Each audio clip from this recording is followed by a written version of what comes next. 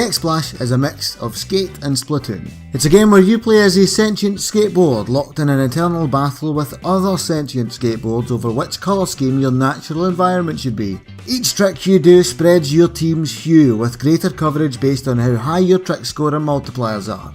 Whichever 3-man team spreads the most paint through tricking, grinding and pickup usage wins. Your board is very easy to control. Once you've taken flight, you can spin, rotate and flip any way you like and all at the same time, which normally boils down to spinning at a slight angle. The natural environment of the skateboards is what you'd expect. Plenty of ramps, lots of levitating grind rails and a fair number of quarter and half pipes.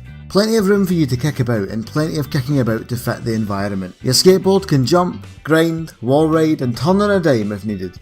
Finding ways to navigate the environment smoothly by stringing all your movement abilities together is very cathartic and draws you right into the game. Sometimes that's not so good, as it's easy to forget what you're supposed to be doing while you flip and spin around the game's maps. Even when you're actively taking part, it can be quite confusing to keep track of what's going on, and there's not a great deal of explanation involved. Even the tutorials will leave you a bit blank with regards to how the actual game works.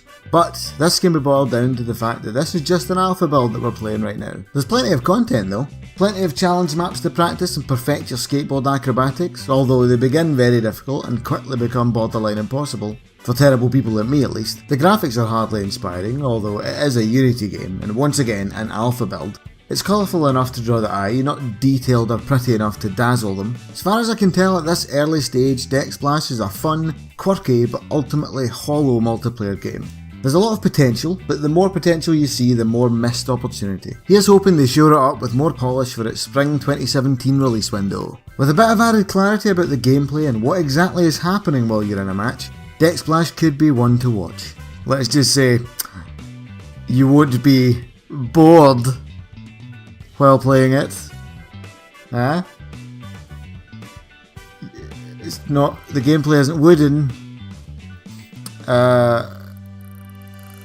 You won't flip your lid.